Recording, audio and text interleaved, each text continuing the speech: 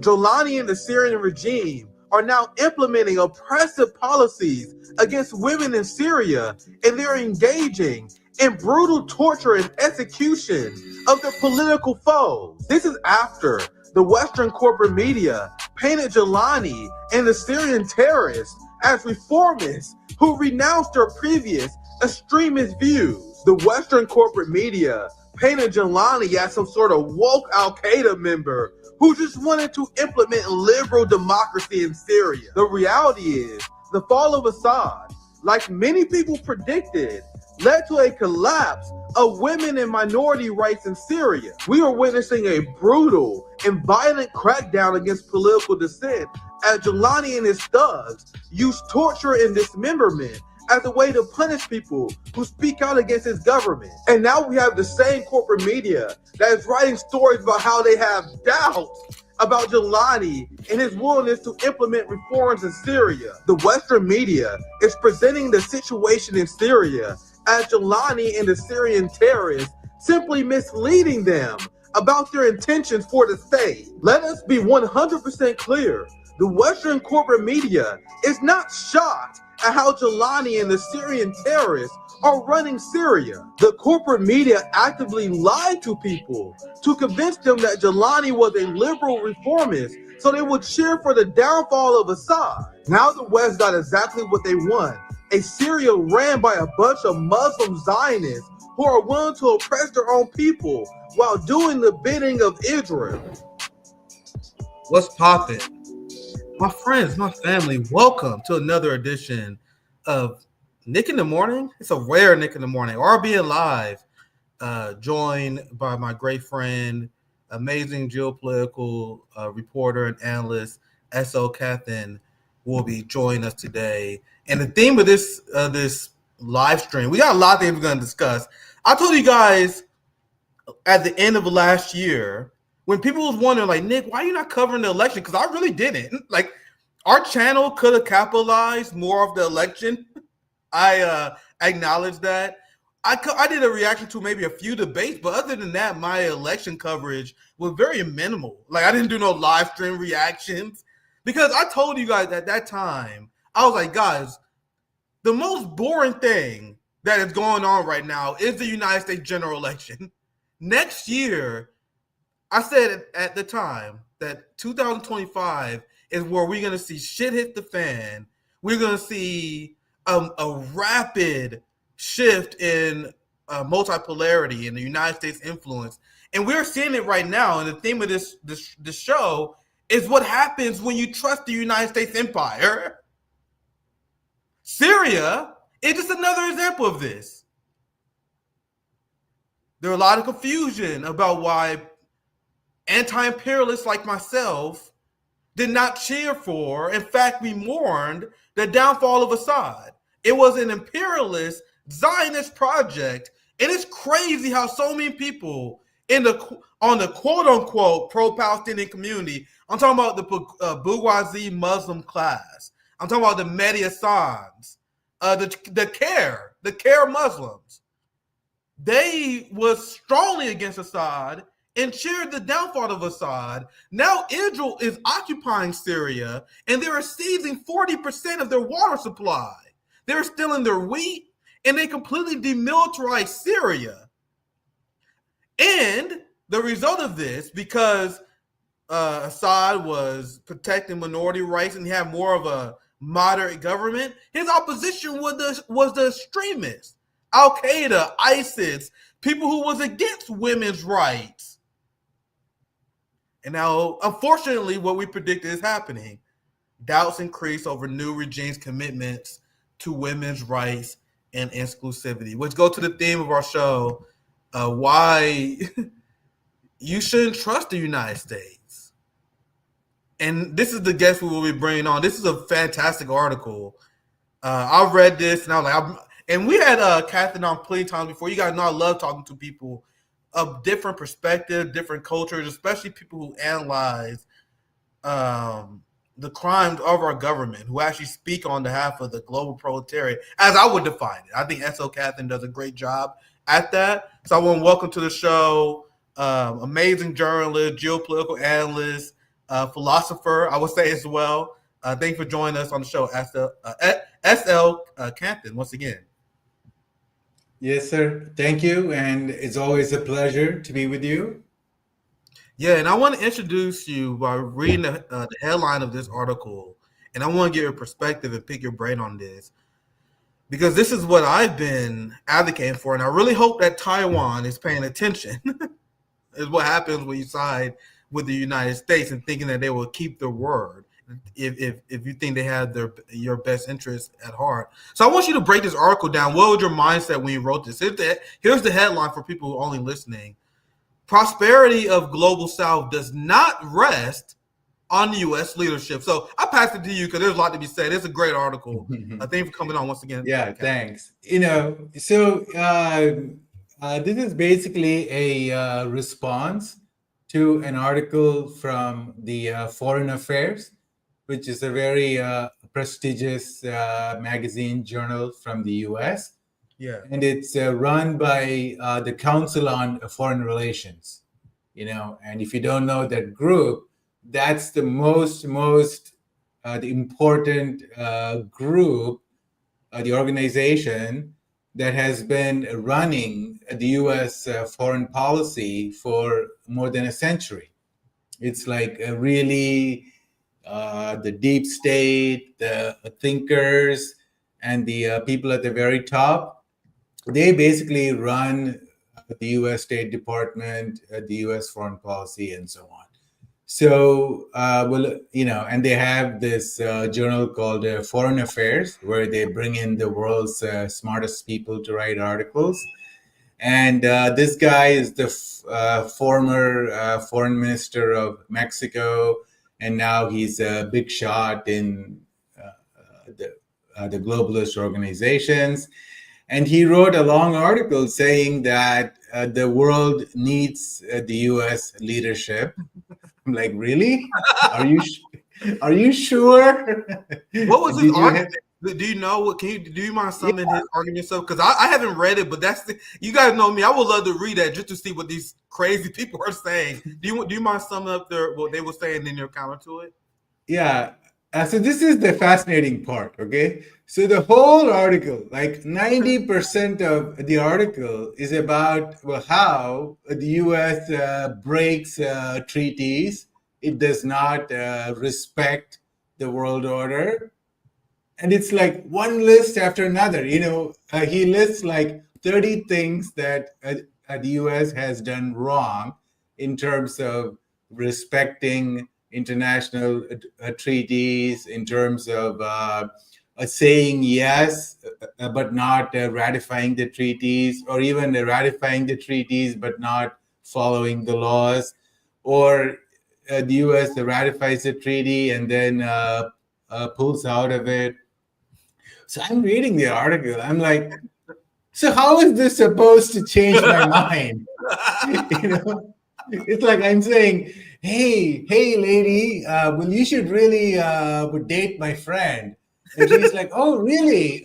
So what is he like? Well, he has beaten up a lot of women.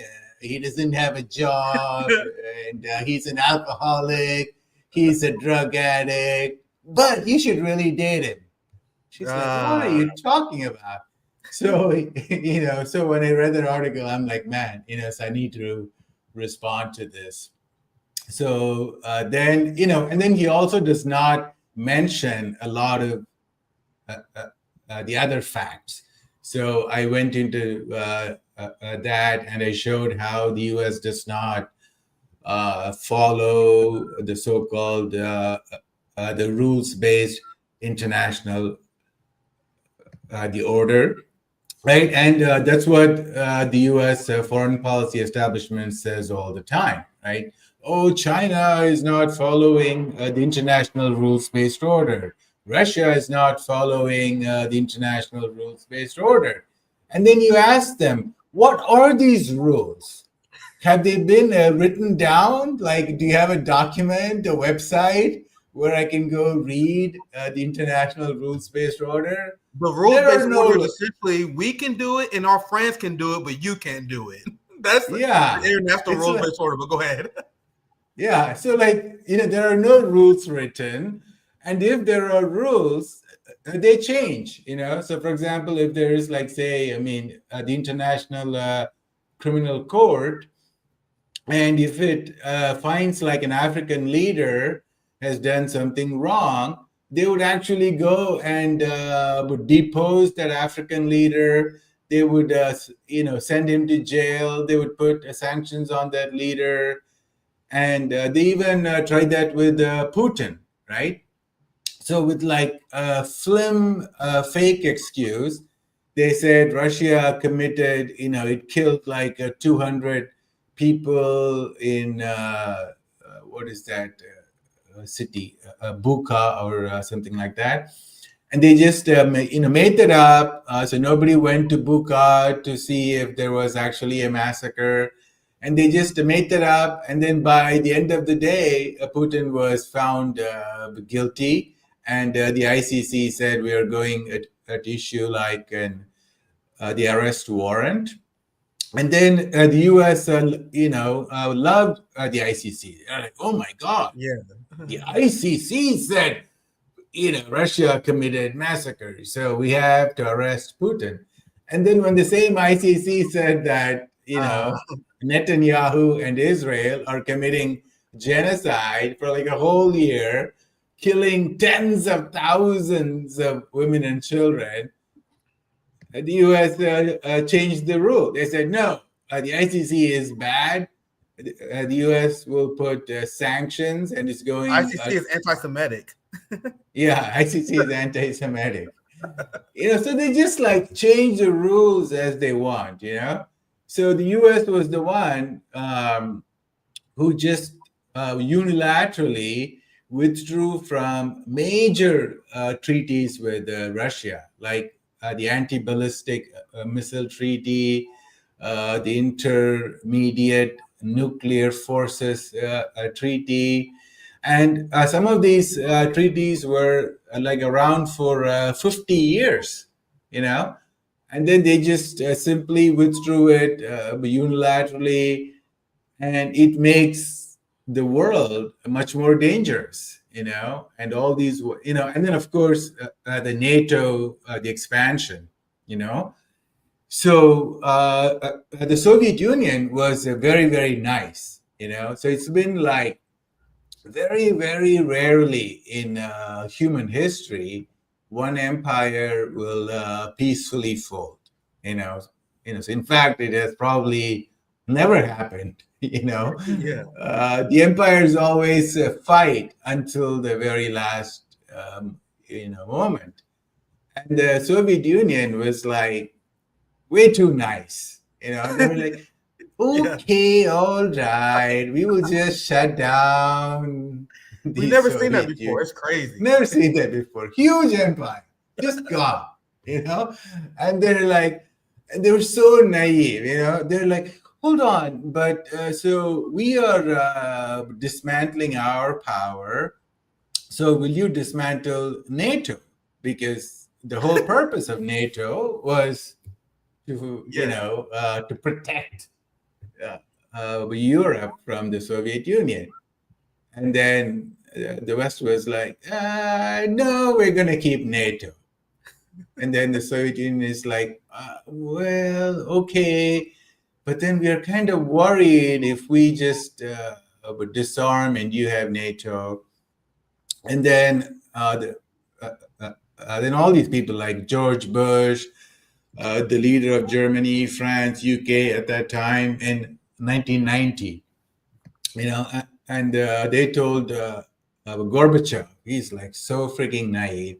They told Gorbachev, well, don't worry, we're not going to expand NATO, And they went back and forth, and the Secretary of State, Jim Baker at that time, he told Gorbachev three times, in written documents. He said, NATO will not move 1 inch forward.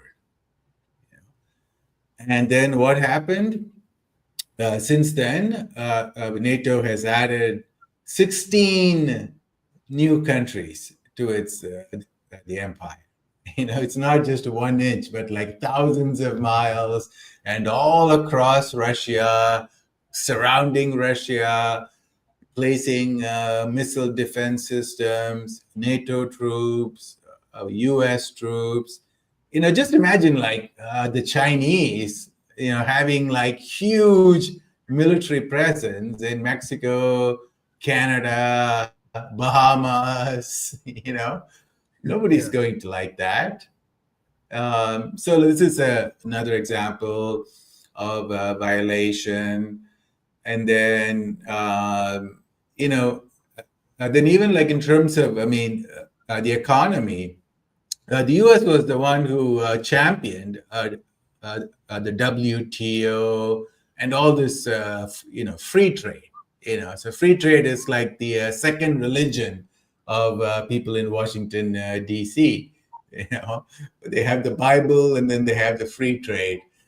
And but now, then as soon as China started to be successful, the US has been violating all the WTO rules, all these things that Trump is doing, the tariffs, sanctions, they're all violations of the WTO, rules.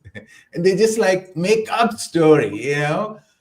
And to look at what is happening, to Ukraine, So I'm not a fan of Ukraine. They have a lot of neo-Nazis, and they've done crazy things to start a war with Russia.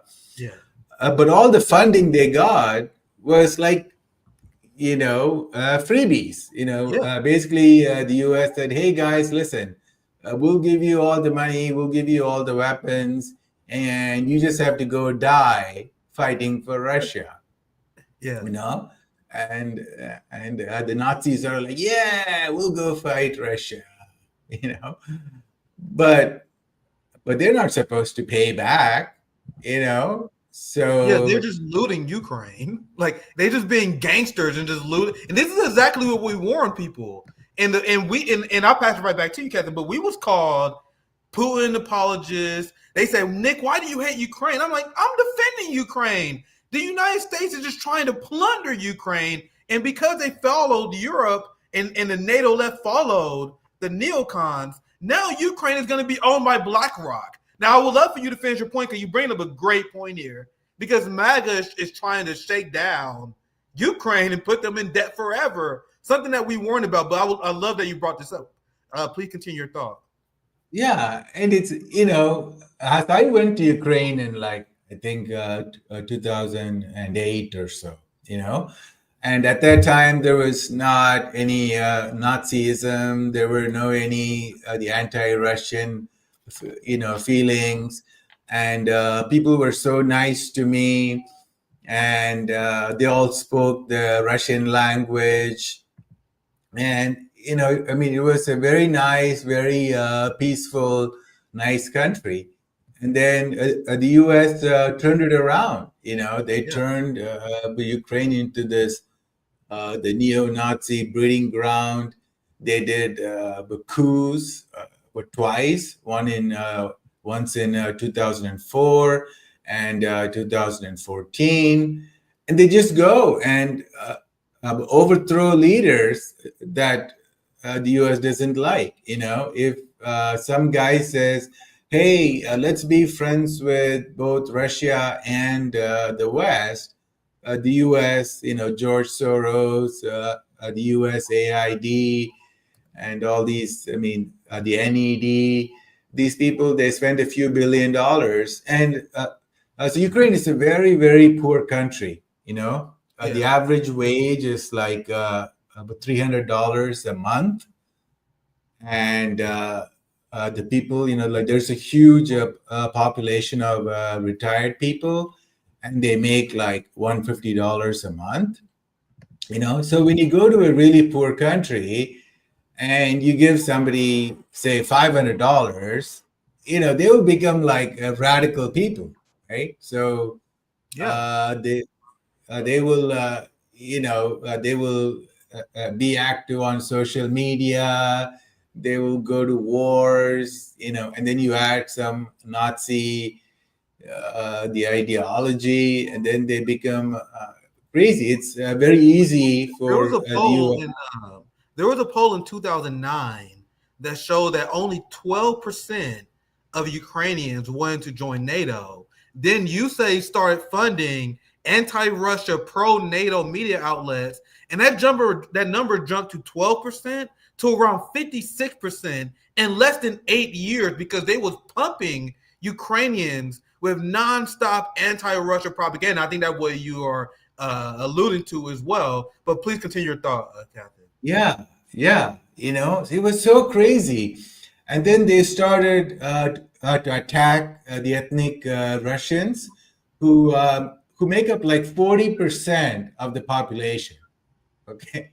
So that's like, so just imagine if like somebody going, like say somebody going to California, and they're saying, we're going to ban Spanish. We're going to attack Mexicans. We're going to ban Spanish radio stations, Spanish media, Spanish books, Spanish people, then that's going to cause a lot of problems, right? So, like maybe Mexico does not have the power to wage a war against the U.S. So I mean, the example is like a little bit reversed, but Russia, Putin, so Russia and Ukraine have a long history, so it's like 1,200 years of Yeah. very, very close relationship. They were like brothers. And Ukraine was a very, very small country. They never really had their own language, culture. It was just small bunch of people living in a small land. So Russia took them as like the little brother, and they gave the Ukrainian people all the land that they have. All this land that you see, like 75% of the Ukrainian land was basically given by the Russian emperors, Lenin, Stalin, Khrushchev. So, I mean, it's sad that they, like, like you have like, yeah. So it's like, like there was so much trust over the centuries, and then the globalists, they came, they just drove a wedge in between Russia and Ukraine.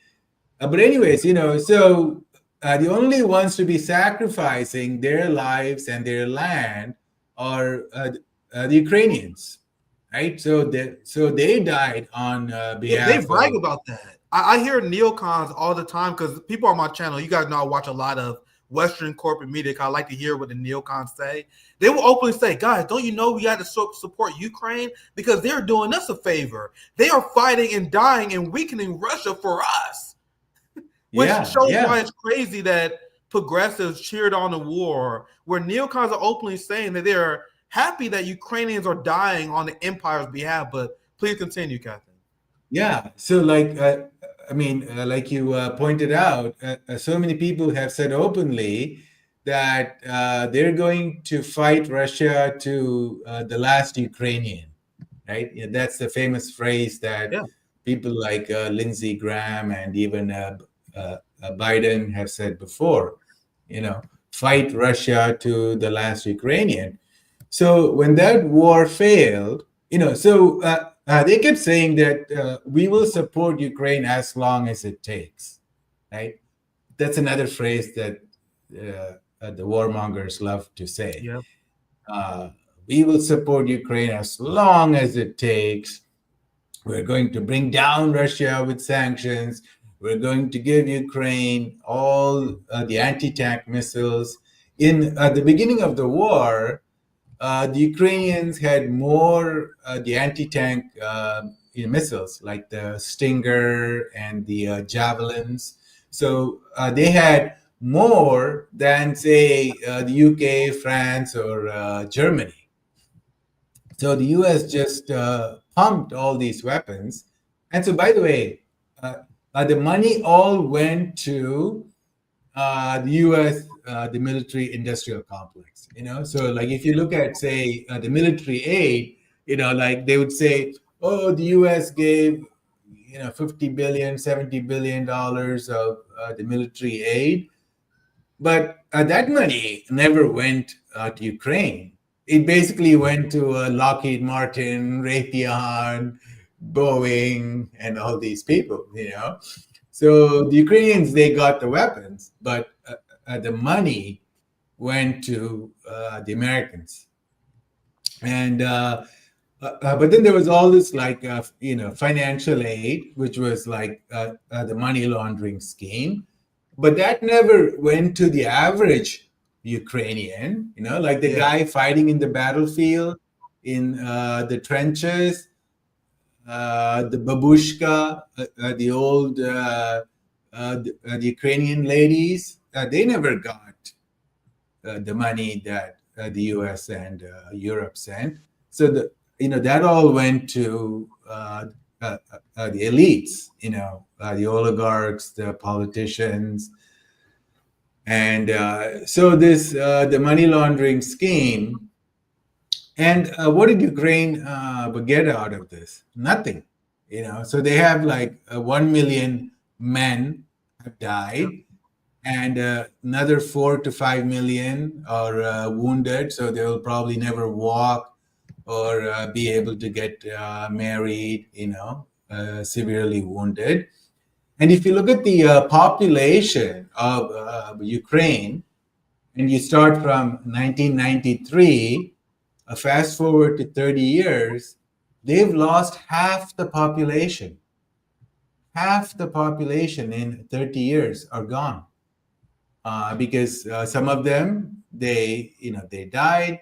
Some of them they fled the country. They ran away from the country because of the war, and many left the country because of poverty.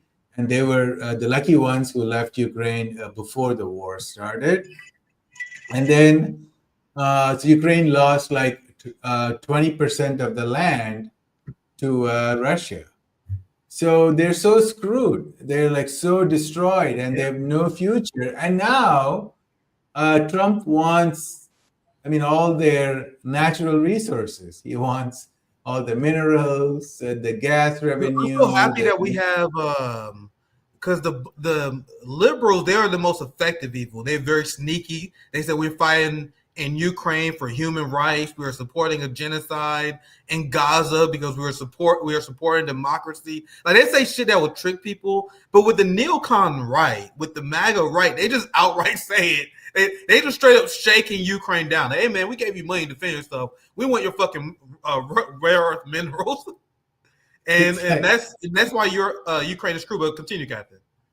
Yeah, it's like mafia, So, and it does not help Ukraine, And now, if you look at, the Europeans. So, what Trump is like, same thing with NATO, So the whole the purpose of NATO is to keep the Europeans submissive to the U.S. To treat Europe like vassals and like the tributary states, and then so NATO forces the Europeans to buy the American weapons.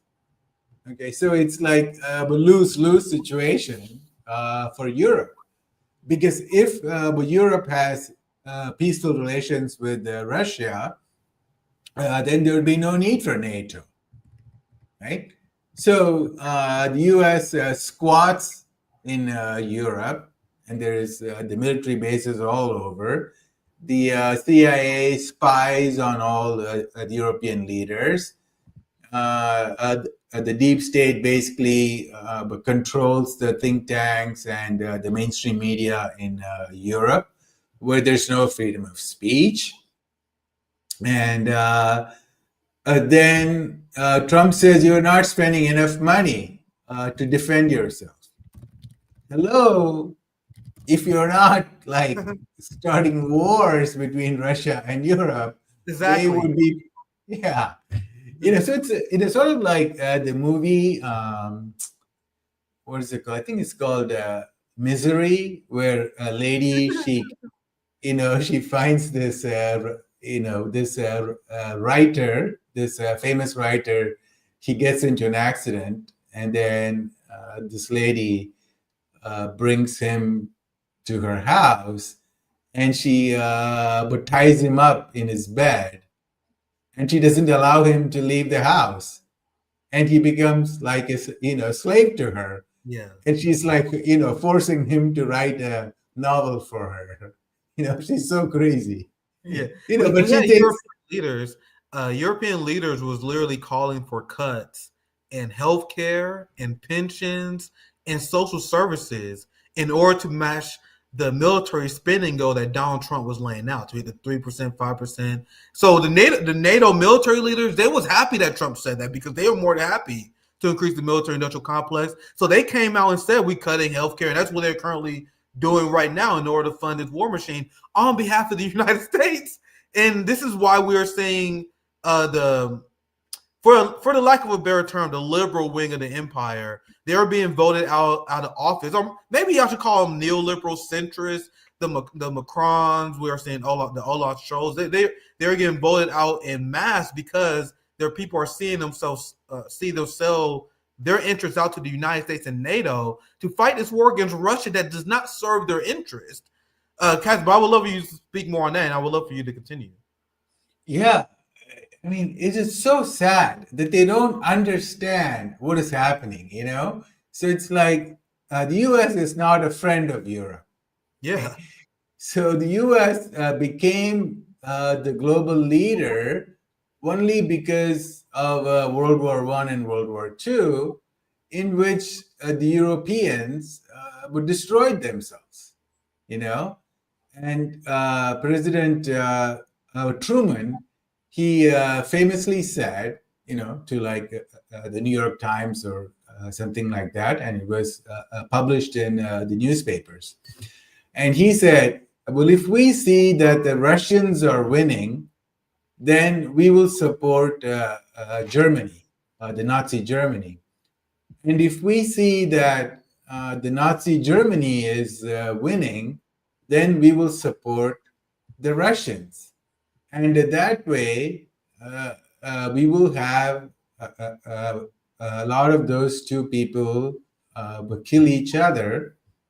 And that's a good thing for America. Wow. I mean, it's just like very brutal geopolitics that the Europeans should know, because for like 500 years, the Europeans, they did a lot of horrible things around the world. But they have a short memory. And I see all these, the new generation of Europeans, well, I'm sorry, they're so dumb. They don't understand. Sorry. It's true. Sorry. I mean, because I really like the Europeans, I have traveled in Europe.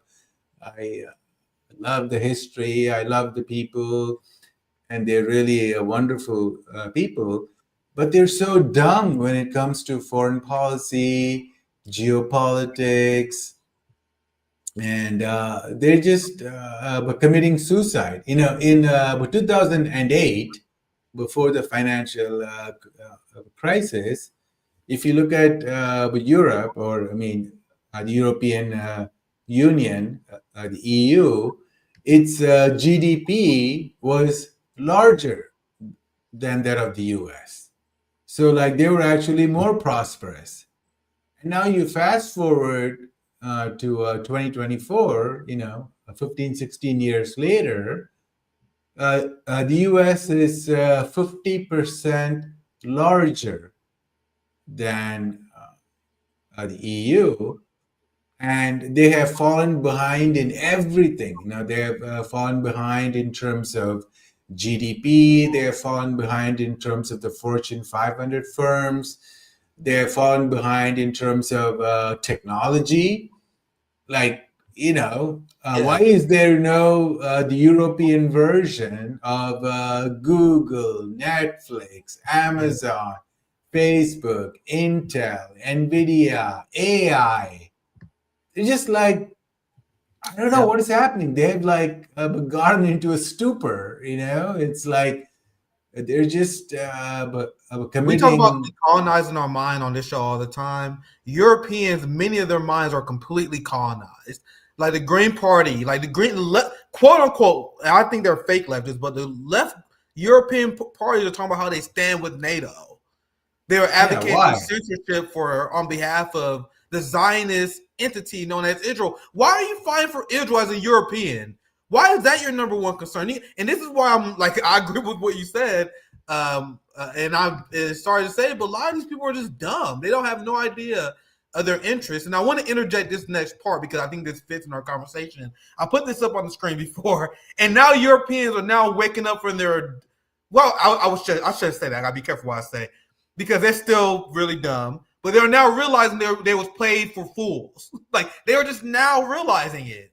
Look, Europe's dependence on the United States was all a part of the plan. The plan was always to rob Europeans of their sovereignty, have their leaders follow the directions of the United States. So many people in their country did not realize that their prime ministers or their presidents wasn't making foreign policy decisions. They was making decisions based on what the United States told them to believe and to say.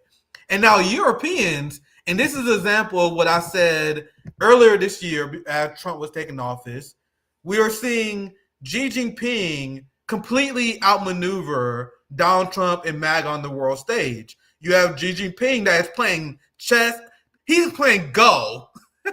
He's playing five-dimensional Go while MAGA and Trump is playing checkers because China is now making inroads with Europe because, and I want to be 100% clear too, it's not just because of Trump.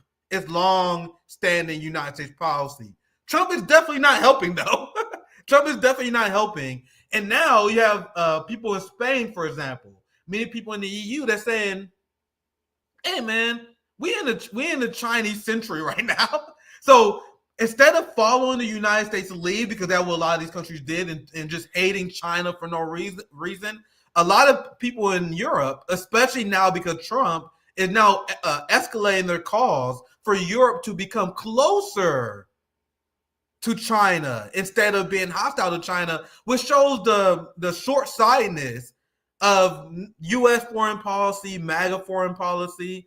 MAGA, and I'll pass to you, I would love to hear your thoughts, but MAGA has a very interesting strategy that we will see if it work out in the long term, but I don't think it will the way they want. They're trying to pull Russia away from China. That's why they want peace in Ukraine.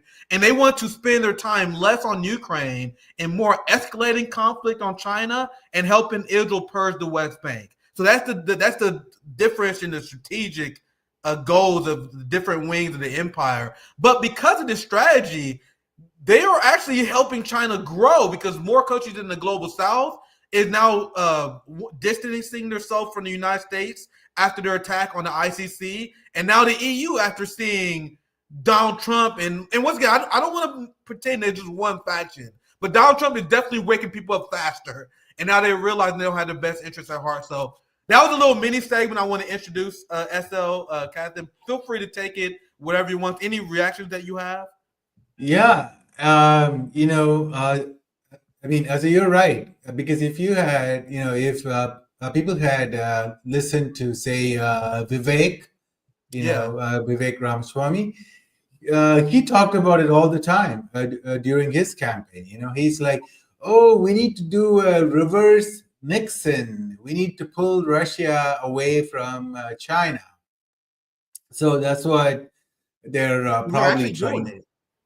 Yeah. So, I mean, I don't think it's going to work, but it worked during the Cold War, in 1959, at the peak of the intense Cold War, the U.S. brought Soviet Premier Khrushchev to the U.S. for a trip for 2 weeks. you know. And so this guy was like another Russian clueless guy. He was actually like born in, the border of Russia and Ukraine. So he was very dumb, and he had a soft heart for Ukraine. So he gave the Crimea to Ukraine in 1954. For no reason, without having any legal document. He just said, "Hey, Ukraine, I grew up in your countryside. I have a lot of Ukrainian friends. So here, so have this most strategic piece of island, Crimea." You're so dumb. And then he came to Ukraine, to the U.S. in 1959 under President, the Eisenhower, and he traveled through the U.S. for 2 weeks. He went to Washington D.C., New York City. He went to farms in like the Midwest. He went to steel factories in Pittsburgh, and then he flew to California. He met with the Hollywood celebrities, like Marilyn Monroe and all those people, and he fell in love with America. He's like, "Oh, it's so beautiful. It's a wonderful country." And then he flew back to Moscow for 1 day, and then he went to Beijing, and it was like the 10th, the anniversary of the founding of the People's Republic of China. And he got into a huge fight with Mao, and he broke off the relationship with China, because of the influence from the U.S. And he had this dream that Russia and the U.S. are going to be the best buddies, and he didn't understand the basic freaking geopolitics. So the U.S. is very good at the divide and rule. So in 1959, they split Russia from China. And that caused a lot of problems for China, which was very dependent on the Soviet Union for a lot of technology, like, tractors, farming technology, electricity, power plants, steel plants. All of that were very dependent on the Soviet Union. So the Russians, they pulled all their the engineers, the advisors from China, and that caused a lot of problems like famine and GDP problems in China. Okay, so that happened in 1959. But guess what happened after 13 years? Nixon, they did a switcheroo. They switched from Russia back to China. My God. So This is why this is so great to have you on, because guys, it's so important to study history. I was into history before politics because it explains everything the empire is doing. This is a great breakdown. I would love for you to continue, but this is why you must decolonize your mind, throw everything the United States told you about history, and start again. That's why I did. Start all over again and study history from what really happened and not from empire. This is a great breakdown. Please continue, Kanthan. Go ahead. Yeah, so like if we don't know history, then we think that the event or something is happening for the first time, and we don't know how to analyze, right? Absolutely. I mean, it's like, say, a woman, she goes to a bar, and some guy says, "Hey, baby, you're so beautiful." She's like, "Oh my God, really? You mean that?" And he's like, "Yeah, yeah. And I love you, I want to marry you." She's like, "Okay, I'll sleep with you tonight." So like, if you don't know history, if you don't know how certain people behave, and who the liars are, and how the lies work, then you're going to keep falling for the same scam over and over. Yeah, well said. And Mers, and I'm gonna try to squeeze a segment at the end there, but you guys see the title. He's a BlackRock guy. He also immediately invited Netanyahu. The first thing he did as leader to show you guys who he truly working for, he renounced the ICC and he's now going to invite Benjamin Netanyahu to speak. We will get to him very soon. I want to react to this video. I'm actually very curious to see you react to this as well. Fahim Zakaria is one of the most hilarious propagandists, and he's the most well-trusted. Like, the establishment trusts Fahim Zakaria to discuss foreign policy more than they trust any other reporter. He comes on like once a week, and he gives a breakdown on foreign policy, and he, like I explained many times before, the United States is not about facts. It's not about actually what happened in history. It's about learning the lore. If you learn the story, if you are good at repeating the script, they will pay you millions and millions of dollars to spread propaganda for them. So there are a lot of people who think that I'm just a jack-off, working-class, shithole journalist or whatever, but I will run circles around Fahim Zakaria. The reason why people like Fahid is on CNN is because they are trusted by the establishment.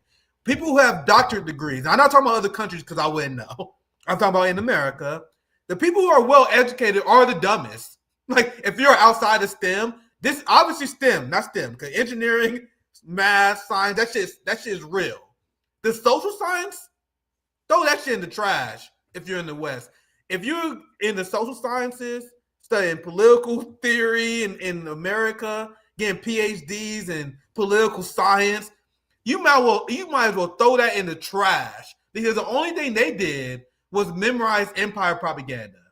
Now, with that said, I want to play this clip, and Kanthan, as you play it, feel free to chime in. This is something else, because this is Zakaria decrying the idea of peace in Ukraine. Let's just start there, because he can say a lot of crazy shit. In Saudi Arabia.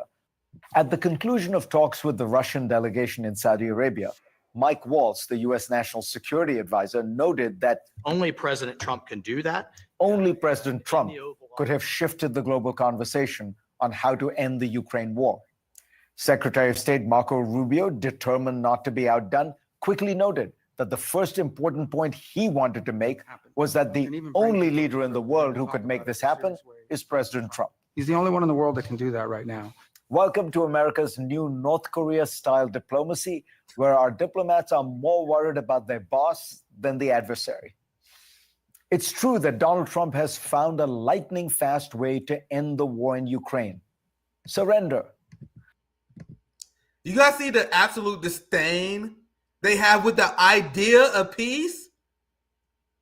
Oh, if we can't have peace, because that would mean surrender. What is the alternative, Zakaria? Allowing hundreds of thousands more Ukrainians to die? To plunge the world into nuclear war? What are you calling for? What is the implication of what you're saying? I'll continue. I'll just continue, because it get even crazier. At least when France fell in 1940, it did so in the wake of a German blitzkrieg that swept through the country. See, so you guys see how crazy he is? He's upset that more people not dying. He said, at least when France fell, a lot of people fucking died. I want more people to die. This is the position of the pro-Ukraine people. As they would call us anti-Ukraine. People like, Nick, why you hate Ukrainians? You guys on the side that is calling for more Ukrainians to die. You guys want an entire generation to be wiped out before you even discuss peace. Anything you want to add quickly, Kanthan, before I continue? Yeah, I mean, and it's also very subtle propaganda to compare, Putin to Hitler. Yep. When it was actually the opposite. It was the Russians who were the good guys who defeated the Nazis. So it takes a lot of balls to compare the Russians to Hitler.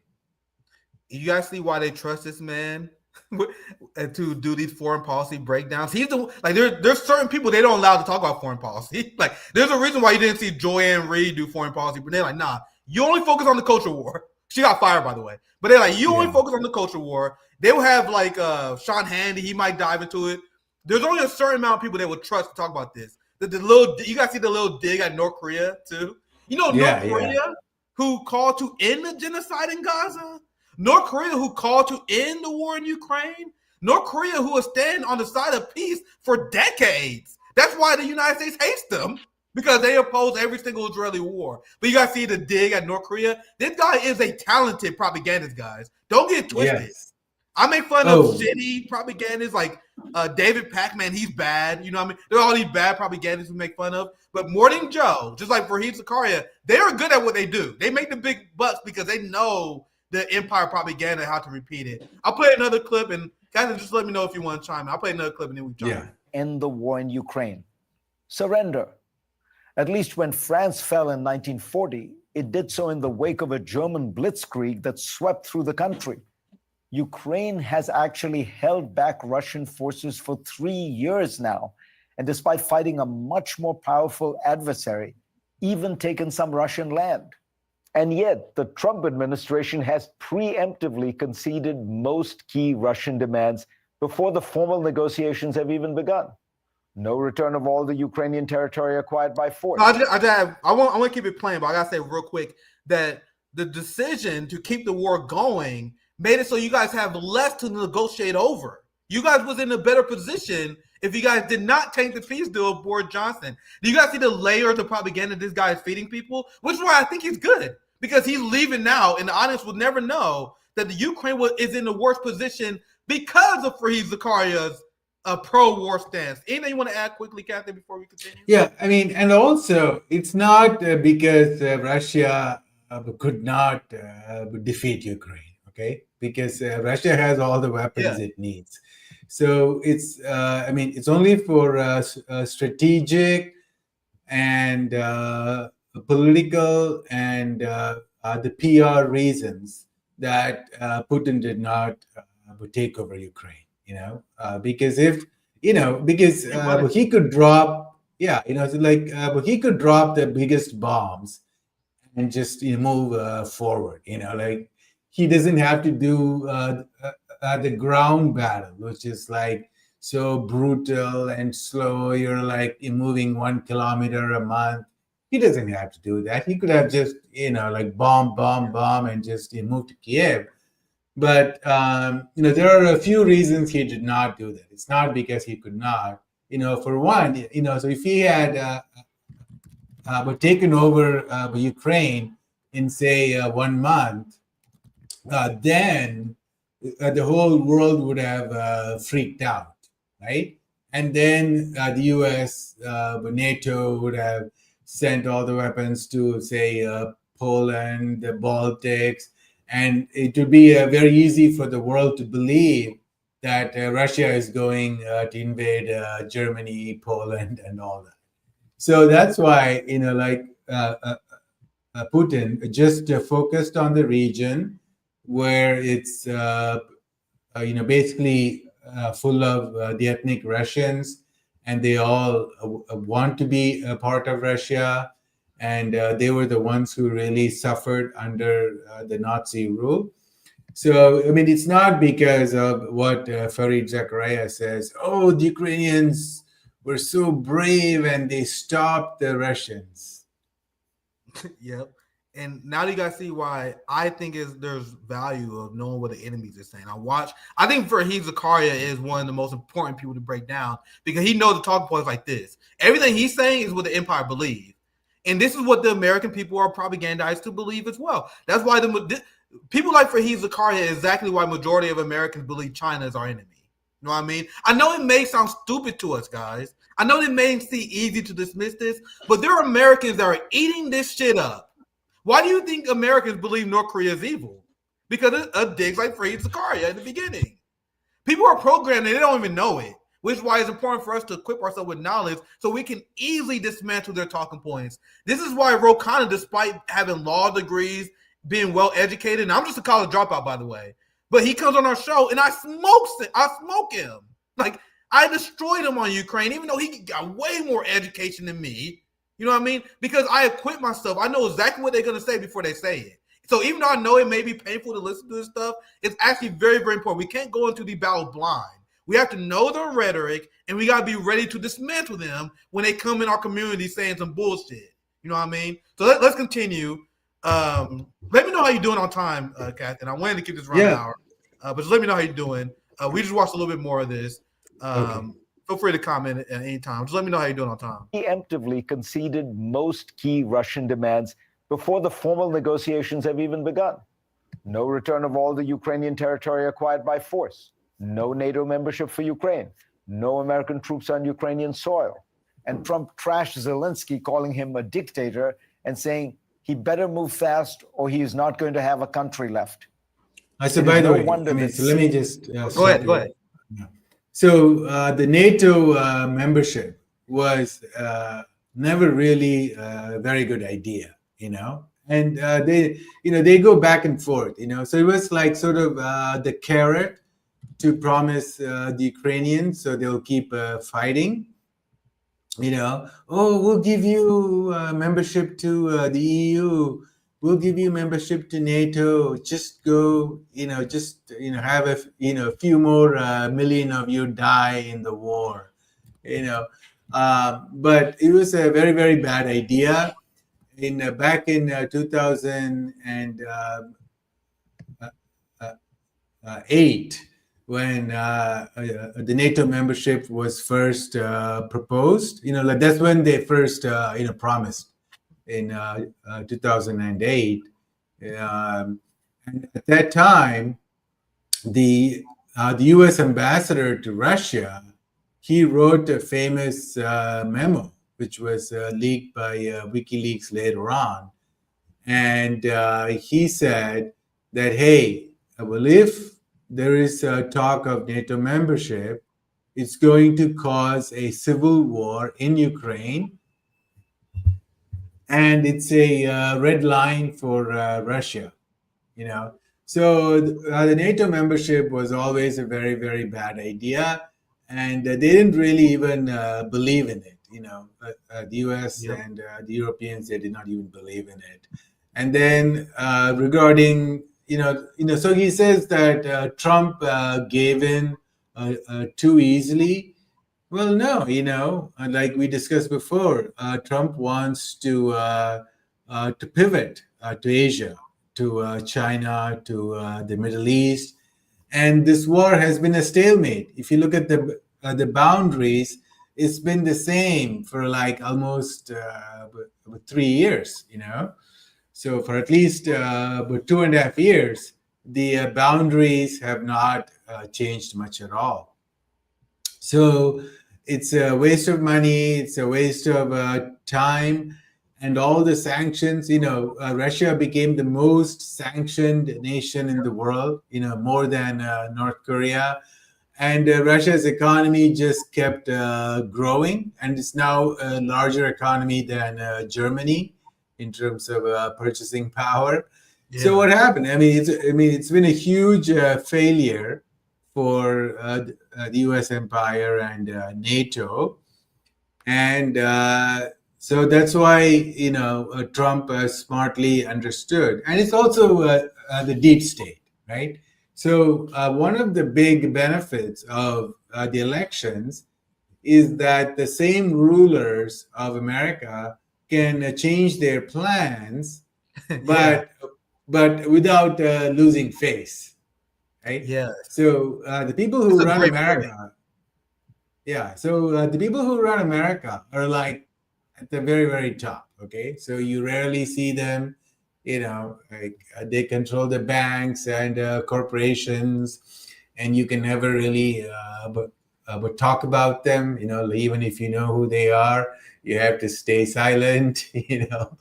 So those people, they don't care if it's a Democrat or a Republican, but it gives the narrative a nice excuse, So you can say, oh, so Trump stopped the war, but it's basically the ruler saying, okay, this project, failed. We had 4 years to bring down Russia. It's not happening. And now let's move towards other projects, right? So the next project is China, which is a very favorable project because more than 75% of the Republicans, they view China as like an enemy, as the number one enemy. So if the rulers of America want to start a war with China, then they need a Republican president, a Republican leadership. Well said. So the next 4 years are very dangerous because they will definitely pivot from Russia to China, and it'll be like back to fighting communists. Yeah. But it's not going to work. But that's the plan. Yeah, if you're in the U.S. military, you better get out. if you love your relative, the best thing you can do is try to drag their ass out of the military and mock them for ever joining the military, because they're going to send you to die for Israel. They plan on fighting a multi-front war against the resistance as Israel expands to greater Israel and fighting China. And the U.S. military has done war scenarios, and it showed they get absolutely destroyed by China. There's not a path to victory. That's a conversation for another time. I'm not pretending to be a military analyst. That's just some shit I read. So anyway, let's continue this video. Kanthan, once again, just let me know how you do it on time. We almost done with this clip. But let's continue. We can do like another 15 minutes. Oh yeah, we can. All right, cool. We wrap up in 15. I think that's enough time. Let's play a little bit more of this clip. I'll let more of it play without interrupting it, just for the sake of time, and let's chime in after a minute or so. Calling him a dictator and saying he better move fast or he is not going to have a country left. It is no wonder that senior Russian officials like former President Dmitry Medvedev seem almost giddy with joy. What explains Trump's desire to sell out Ukraine and cozy up to Putin? There have been so many theories about Trump and Russia, but I think the real story here is about Trump and Zelensky. Donald Trump views almost everything from a personal lens, and his own relationship with Volodymyr Zelensky has been fraught for many years. In 2016, Trump's campaign chairman, Paul Manafort, was exposed to have been on the payroll of... I'm actually going to stop it here for the sake of time, because he goes through he essentially repeats the Russian collusion angle again. I was about to play it, but there's no need to play it. Just to sum it up, he essentially says that the reason why Trump wants peace in Ukraine is because he's owned by the Russians. That's going to sum up the rest of this video for the sake it's so of time. dumb. Yeah, it's so dumb. This is the top mindset. Go ahead, Kanthan, if you want to. Go ahead. Yeah, so what can you do? It's like, this is how they turned the liberals against Russia, Yes. Which is so sad, because if you look at, during the Cold War and even before that, the liberals were always pro-Russia. If you go back to 1950s, 60s, 70s, 80s, it was always the liberals who were pro-Soviet Union, pro-Russia, pro, the leftist movements. Bernie Sanders went to Russia, went to Moscow when he got married, stuff like that. And then they just, they turned the entire Democrats into crazy anti-Russian groups based on fake news, like Russia was behind WikiLeaks, Russia was trying to help Trump win. For all his craziness, some things Trump sees things as they are. So he's like a child. He's like, hey, we're supporting the Al Qaeda and the ISIS in Syria. He said that aloud because he sees some truth and then he cannot filter his mouth. So he sees no reason in fighting with Russia. He sees no reason in NATO. And he's been very consistent for like 40 years, So if you see Trump's interview with Winfrey Oprah from the 1980s, he sounds the same as today. We're getting ripped off by trade deficit. Why are we spending so much money defending Saudi Arabia and Japan? They should be paying us more. So in some sense, he's not a hypocrite. He's not a liar. he's been very, he's been saying the same thing for like 40 years. He's not very smart. He's not very sophisticated. He doesn't know the intricacies of geopolitics, history, and all that. But when he figures out a simple truth, he really sticks to it. Yeah, absolutely. The last topic I'm going to quickly cover before we wrap up. This is going to be a very, very short segment. The title of the video is BLACKROCK Win German Election. Because as we mentioned this way earlier in the stream, we are seeing the complete collapse of neoliberalism and their contradictions. And I won't pretend that immigration is not playing a part of it, but I think it is often overblown, to be honest. I think the economic impacts of the failure of neoliberalism and the failure of pro-war neoliberal ideology and all of their contradictions is what leading people to the right in Europe.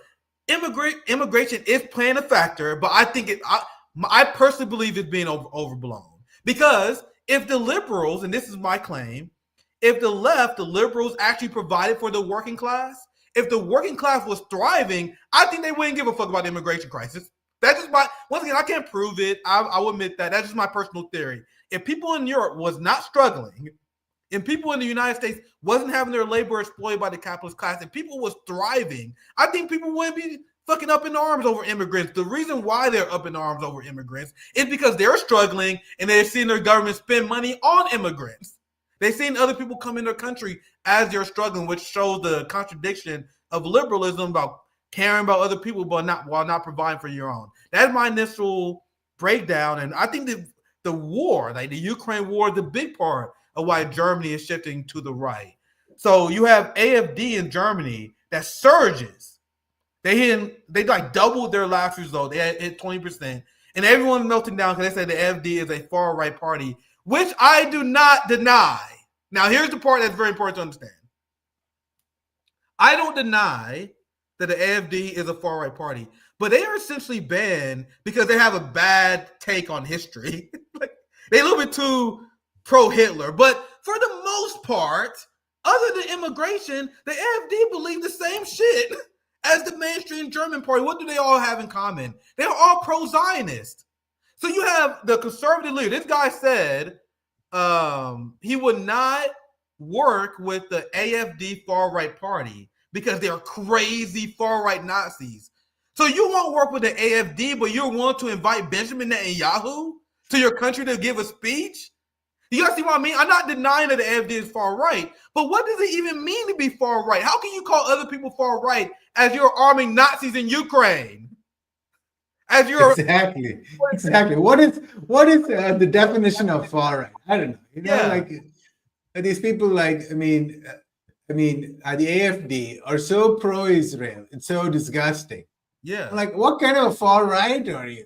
I mean, like, okay, well, you're giving the Nazis a bad name. You're like so subservient to Israel. You cannot be called a Nazi. Okay, find some other term to describe yourself. You guys know that Germany is so upset over AfD that they officially labeled them as a fascist party. So in Germany, they have very strict libel laws. So like if you call someone a Nazi, that's a big deal. You know what I mean? So you can't just do that. You can sue to oblivion. In Germany, they hate the AfD so much, they literally made it official that it's okay to call them Nazis and fascists. Which, once again, guys, to please be smart enough to hold multiple thoughts at once. I am not saying they're not, because they're Zionists, they're crazy far-right psychopaths. But who are, like, this? I don't like how the liberals and centrists think they can define the Overton window. I think this person here is far-right. I'm the good guy. Trust me, guys. I'm the good guy. He's the Nazi. He's a far-left communist. I am the centrist. No, the fuck you're not. Yeah. Supporting war doesn't make you a centrist. Supporting Israel doesn't make you a centrist. And I hope people understand that. That's my point. I'm not apologizing. I'm not trying to say the AfD is not what they claim they are. I'm just upset because centrists call everyone and their fucking mama a Nazi far-right fascist as they do Nazi far-right fascist shit. That's my point. So that I'm gonna make my breakdown on this very quick, and Kanthan, I'll get a break. This is why I said he's led by BlackRock. You gotta know the leader, the guy who most likely to be prime minister, Friedrich Merz. He never even had leadership position in government. He was literally directly yanked as a finance bro from BlackRock, and now he's about to lead the whole fucking country. Capitalism in nutshell. Wow. Go ahead, Okay. Kanthan. Give your final thoughts. Well, but this I did not know that Merce is a former BlackRock. Okay. I mean, it's just like and so directly from disgusting. BlackRock. Okay, so like that's the true definition, the definition of fascism. Okay? Yes. So people don't know what fascism is. They think Yes. fascism means like some blonde, blue-eyed hair screams, stuff about dark-skinned people. No, fascism means the merger of the state and the corporations. And that's exactly what is happening with the former BlackRock guy. He's becoming the leader, the chancellor of Germany. And if you look at France, so Macron used to work for the Rothschilds firms, so he's a banker who became the leader of France. And now BlackRock gets to run Germany. That's the true, fascism. Yep. Very well said. There will be more breakdowns of the German election soon. Because trust me, it's very interesting. This is just another example of the liberal incumbency being wiped out in Europe and the United States. And there's many, many reasons. The genocide exposed their fake moral posturing. So that was killed because of Gaza. The Ukraine war killed their respectability and their legitimacy, plus the fact that they failed to support the working class with their policy. So we will discuss this much more. Kanthan, always great to have you on for the Foreign Policy Power Hour on RBN. Always learn a lot. You have a great grasp of history and current events. So thank you for joining. Anything you want to plug and promote? Make sure you guys check out. I'll put the article one more time. Writing for the Global Times. Make sure you guys check out this article. The prosperity of the global South does not rest on U.S. leadership. Anything else you want to promote? Any last thoughts, Kanthan? Follow me on Substack and with Twitter X. Yeah, make sure you guys check out Kanthan. I appreciate you guys for watching. I'll be back on Wednesday. I'm bringing the Vagabond show on. Let me pull up the exact time. The TLA Vagabond, they do great work. They join on Wednesday. Lee Camp will be back on Friday. So, we back again, banger after banger. This is a rare Nick in the Morning. I hope you guys enjoyed. If you're watching the replay, make sure you guys like, share, subscribe, support us on Patreon as well. Much love to you guys. Take care. Have a good one. Thanks, Nick.